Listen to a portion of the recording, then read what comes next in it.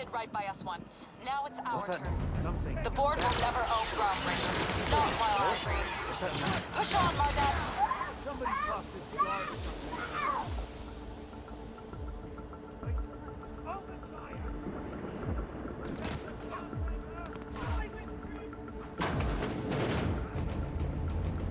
Keep your eyes out.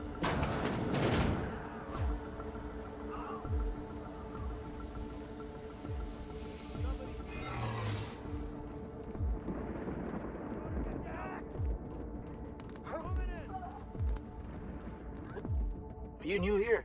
I didn't think we were hiring more staff.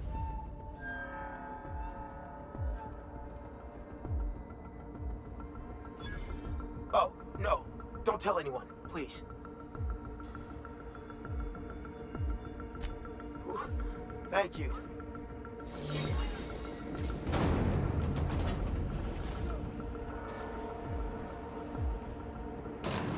Call this place the Labyrinth. Perhaps we should all meditate on that as we make our descent. Gotta admit, I'm not too keen on walking into a prison. They lock me up, I'm liable to kill everyone trying to get back out.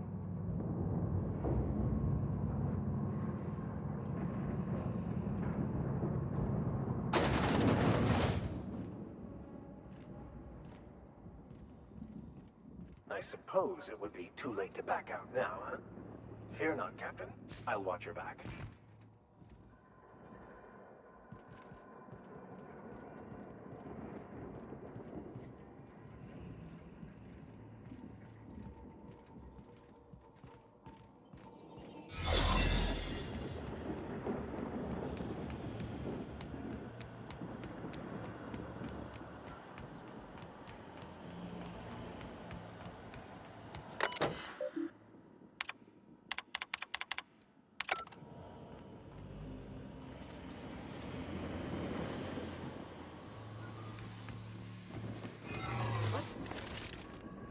Are you new here? I didn't think we were hiring more staff.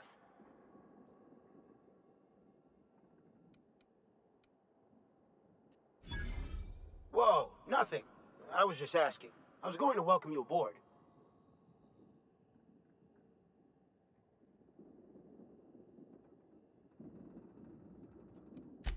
Okay, all right.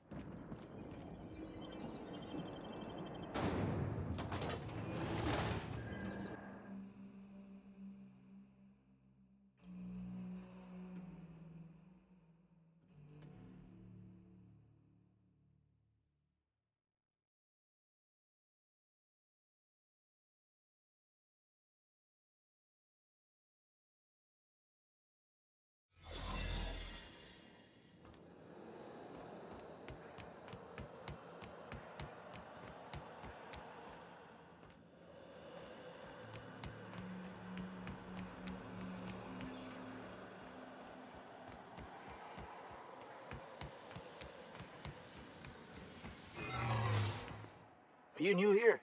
I didn't think we were hiring more staff. Oh, that's great. Thank you, ma'am. Much appreciated. I'll get out of your way.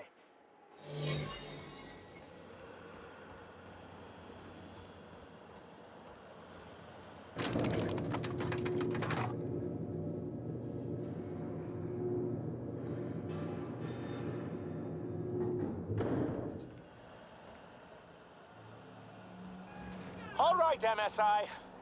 I'm not one for rousing speeches, but the captain needs our help. So, get in there and fight!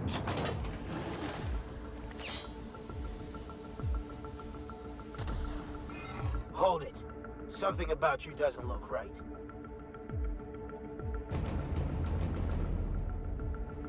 That's not what I'm saying. Whoa!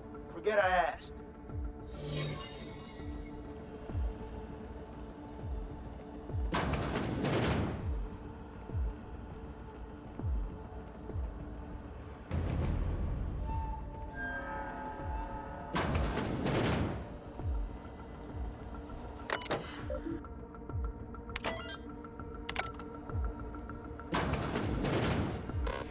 Well, look who it is. I'll be damned. I was prepping the studio for our announcement, and here you are as a bonus. Ah, I knew I smelled Monarch when you lot walked in. The stench of sulfur, depression, and desperate bravado is unmistakable. Keep talking, and you'll be smelling iron. Ain't nobody so important I won't put a bullet in him. And the convict. The vicar. You know, most people, once they're out of prison, don't seem keen on returning. Oh, I would go anywhere to see you fall, sir. When you go off and get yourself shot, try to avoid taking one to the face. I'll want it recognizable to show to my citizens.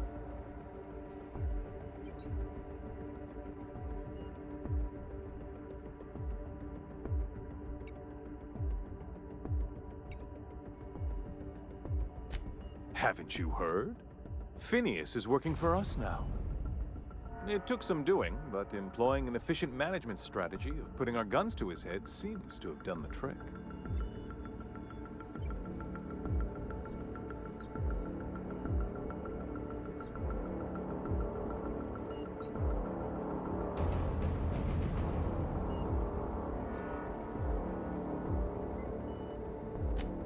Yes, he is an extraordinarily obstinate fellow, isn't he? Fine, he isn't working for us per se. Semantics, he'll come around. But that's between us. As far as my adoring citizens will know, we've turned a dangerous crackpot into a working-class man. It's a miracle.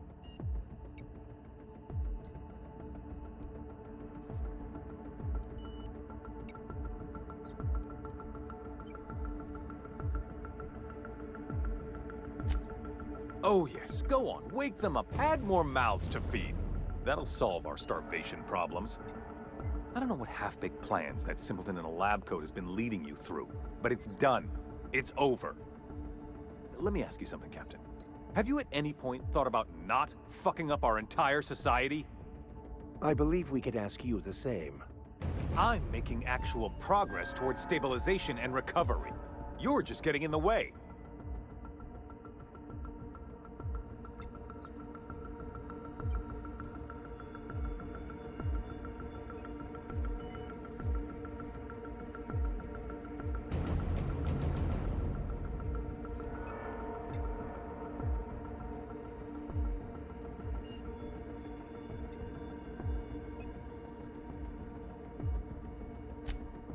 If I and my people can ride it out in luxury and happiness, yes, I would.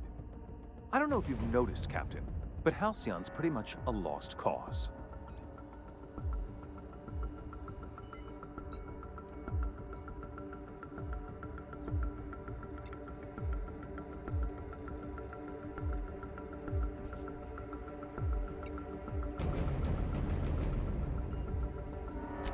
We'll have to agree to disagree on that one, Captain.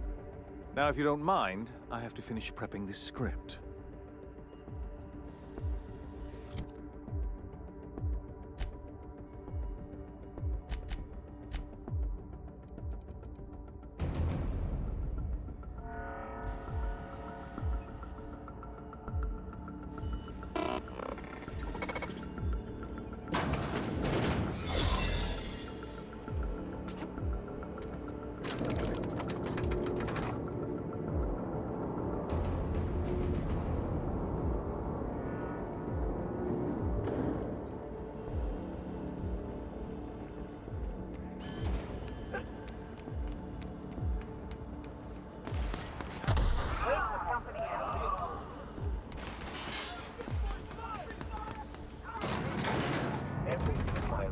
been leading up to this point. I believe I am ready for this. Get fresh now, folks. Once we're up there, I suspect we ain't gonna have time to stop shooting.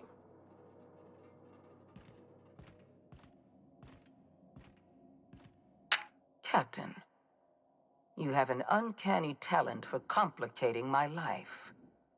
I don't like being played. When you delivered Wells into my hands, I was operating under the assumption that I'd won your loyalty. You've disrupted the balance of power. You've upset the natural order of things. You've introduced uncertainty, and there is nothing I despise more than uncertainty.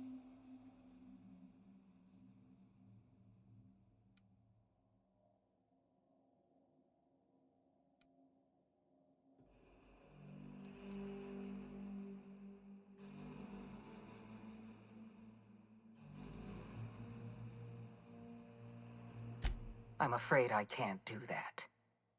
You have a flair for subtlety. If you'd worked for me, you would have been the greatest fixer Halcyon has ever seen. For all your talents, you are the enemy of Halcyon, and therefore you are my enemy.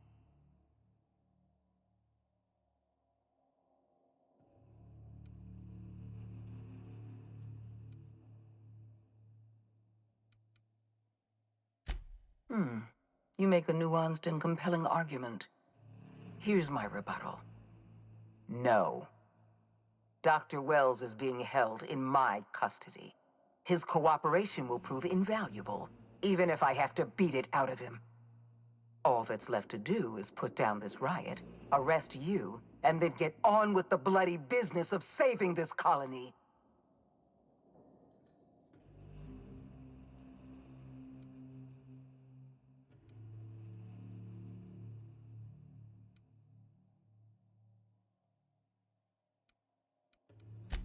Fair enough. I'm giving you exactly one chance to parley with me.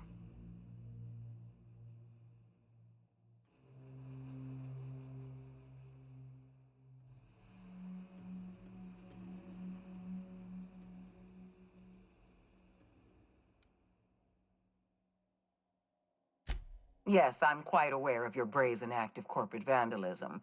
By the way, those test subjects you killed, they died in agony. My scientists assure me they can recover the data you've destroyed. You've succeeded in temporarily delaying our research. Nothing more.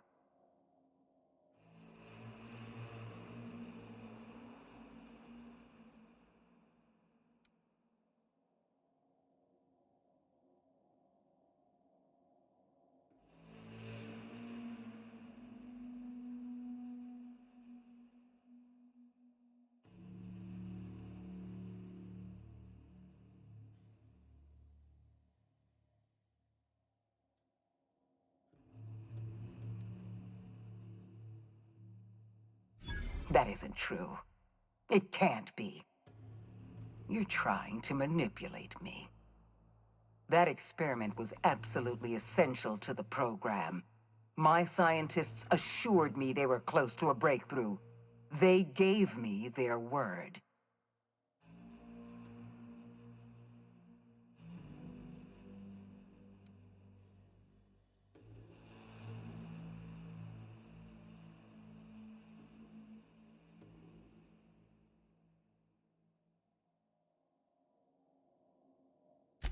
Then it's true. Our research is gone and not one of my scientists had the spine to tell me the truth.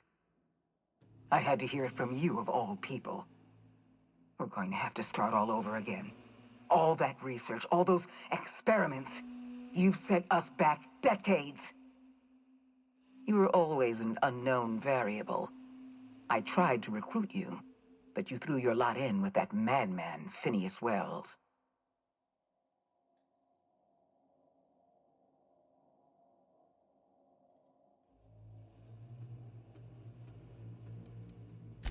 This prison is equipped with an automechanical warden. I've had it programmed to eliminate you on sight and rinse your remains down a drain. And don't worry, I will inform Dr. Wells that you died heroically, or something.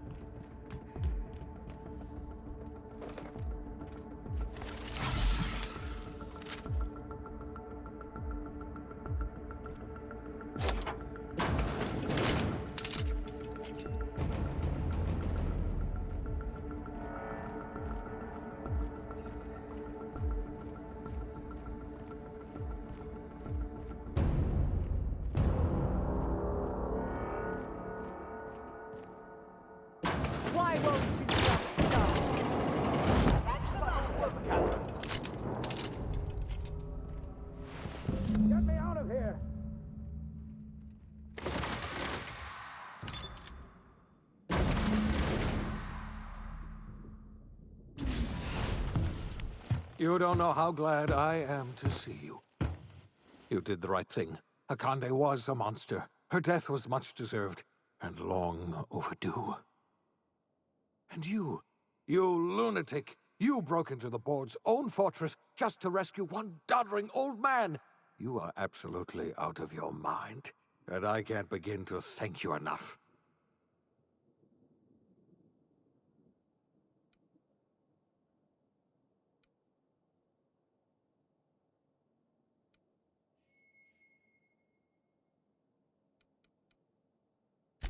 I'm all right, thanks to you. Akande wanted my cooperation. I'm quite sure she would have beaten it out of me if you hadn't arrived. You've broken the board's stranglehold on this colony, and you saved my life. But there's still so much we have yet to accomplish. You and I are going to have to work harder than ever to save Halcyon. I'm afraid the situation is far worse than any of us ever anticipated.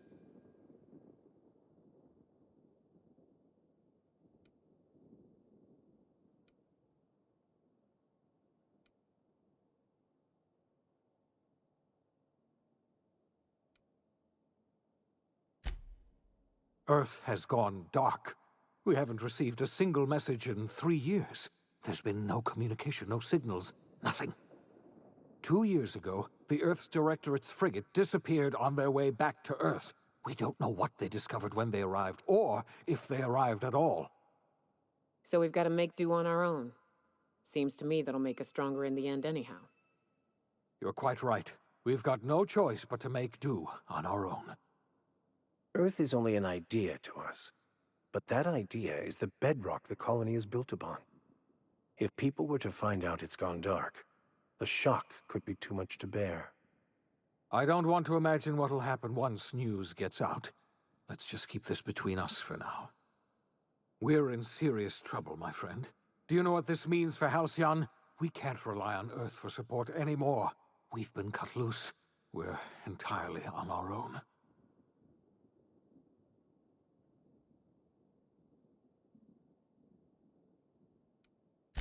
Yes, certainly. I'll help however I can. I don't know what happened, but something must have gone horribly wrong. I don't know why Earth's gone silent. I don't even know if Earth exists anymore. We have no connection back to Earth, and return is likely impossible. We're completely alone out here. I heard it from Akande herself. She tried to pressure me into joining her side, you see.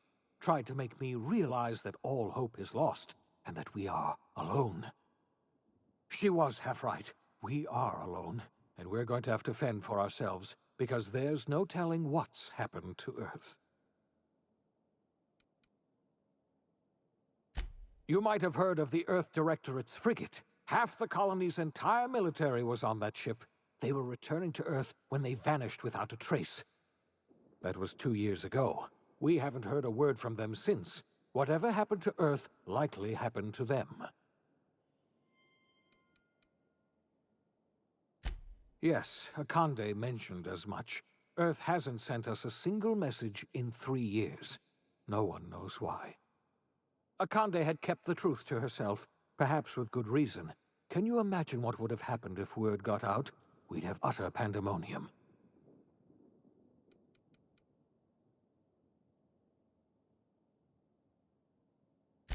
I wasn't trying to hide the truth from you, but after all you've done, I owe you an explanation. Yes, I experimented on the Hope's colonists. Each of my experiments ended in catastrophic failure. Each of my subjects died in agony. You are my first and only success. I didn't tell you about the others because I didn't want to burden you. My failures are my own to bear, not yours.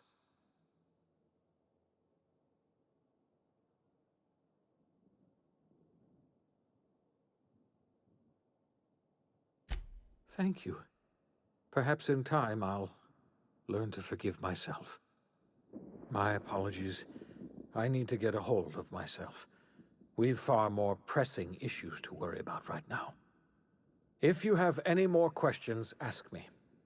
answer as best I can. Yes, we do. You've done a marvelous thing. You've succeeded where anyone else would have failed, including me. We must begin the revival process immediately, starting with the Hope's brightest minds, and then we're going to fix this damn colony, one problem at a time. We're going to need a leader, and I can't imagine a better person for the job than you. What do you say, old friend? Will you help us?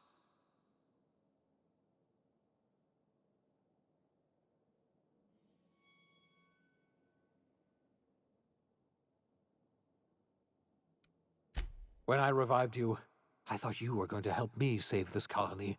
I was wrong. I had our roles reversed, you see. You're the one who's going to save us all. I'm just the one who set you on your path. You're the best thing to ever happen to Halcyon. If you want to take it upon yourself to lead this colony, you have my support. We're not a colony any longer, are we? Our last connection to Earth has been severed, and so we have been set free. Our future is uncertain, and no one knows what tomorrow holds. Exciting, isn't it?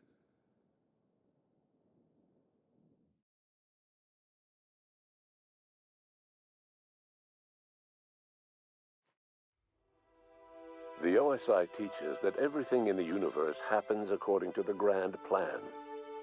But the stranger that arrived in Halcyon was an unplanned variable.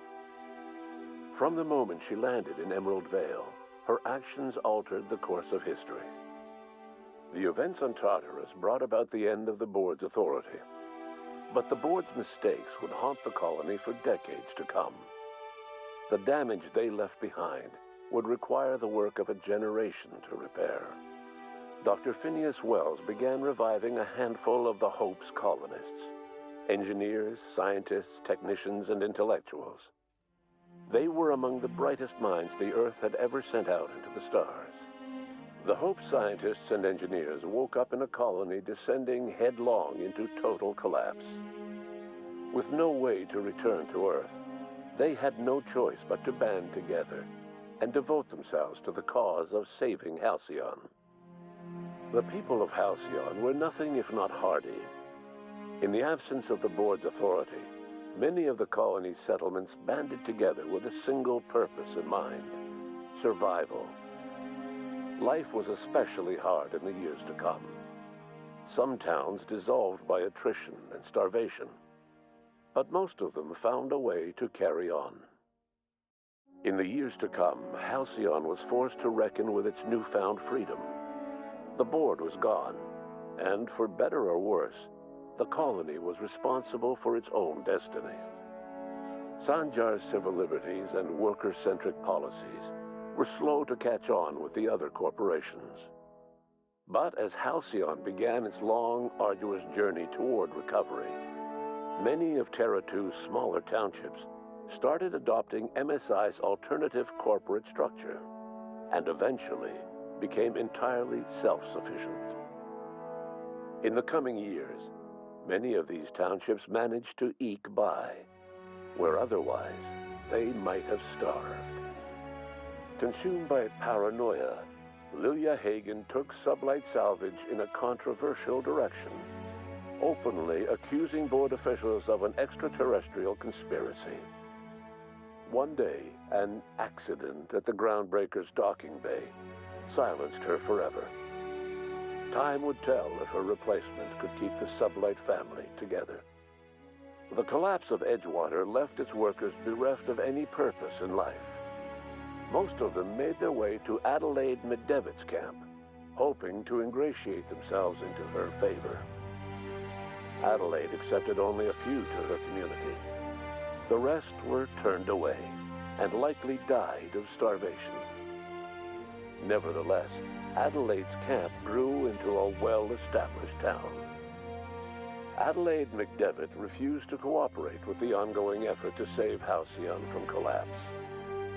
A sympathetic deserter stole a copy of her research and delivered it to the Hope's scientists. It is unclear how useful Adelaide's research was. An optimistic estimate suggests her work may have bought Halcyon another few years of survival. Adelaide would never know. She died that winter. Under the leadership of Junlei Tennyson, the Groundbreaker held firm against corporate influence. The ship's mechanical stability gave Junlei the time to educate a promising generation of engineers schooled in her family's traditions. The future of the Groundbreaker looks promising. The rediscovery of the Hope and the abandonment of the lifetime employment program forced Byzantium to come to terms with some uncomfortable realities about the state of Halcyon. While Byzantines were reluctant to surrender the luxuries they'd grown accustomed to, the board's diminished authority gave them little choice in the matter. Nearly everyone had to learn to make do with less. Some even had to get jobs. It was a dark time indeed. Your influence shifted Ellie's perspective. She finally admitted, albeit grudgingly, that she just might need other people. Sometimes. With a steady income from the life insurance payouts, she was finally able to afford a ship of her own. She hired a small crew and flew supply missions to communities on the fringe. Some of them were even legal. Life in Halcyon was sobering for Felix Millstone. The grand revolution he dreamed of never came. There was no great awakening for the colony, no celebrations in the streets. There was only the hard, desperate work of trying to repair a broken colony. Felix never had a head for numbers, but if there was labor to be done, he was there to help. Eventually, Felix realized that the work of a revolution was done with two hands. As much as he enjoyed his adventures aboard the Unreliable, the vicar, known as Max, eventually decided that it was time to move on, to live out the life he had sought so long to create. He knew there were many in the colony who carried burdens much worse than the ones he had struggled with, and he devoted himself to easing their suffering wherever he could. He only ever took up arms again to defend the defenseless.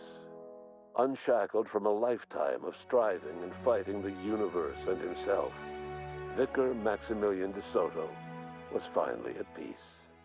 Once the matter with the Hope colonists was resolved, Junlei bashfully asked Parvati if she'd like to join her permanently on the Groundbreaker, and Parvati enthusiastically, if somewhat awkwardly, agreed.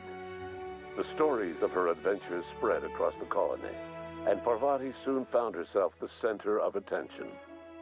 Having served as the engineer of a renowned spacecraft, tramp freighters and wildcat miners sought her out by name, and in no time, she was a fixture in the Groundbreaker's mechanical ecosystem.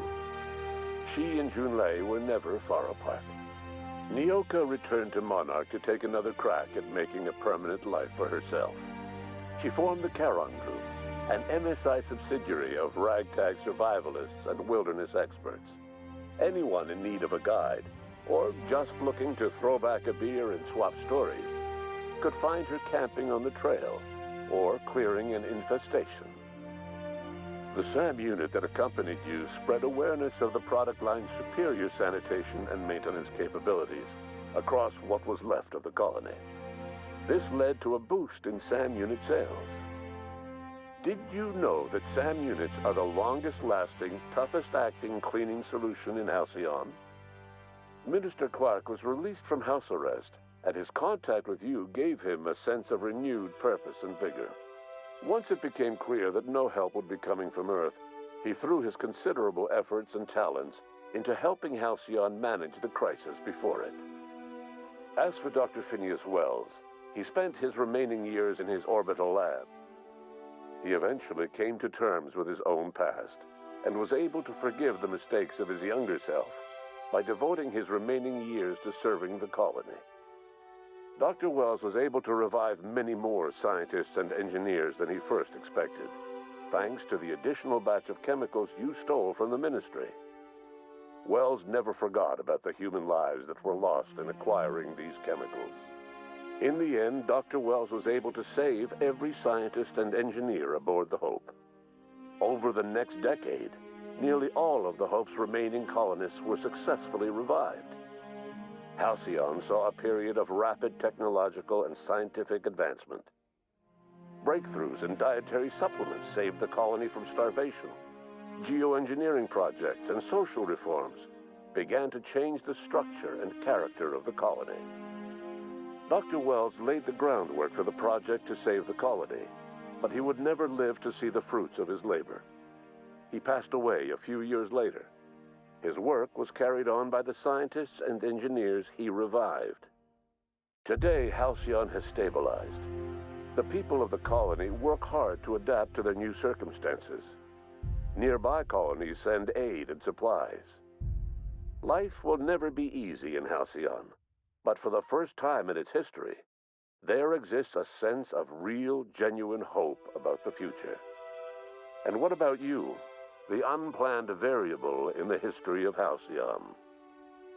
Long after Wells passed away, you carried on his work with more energy, determination, and brilliance than he could ever muster.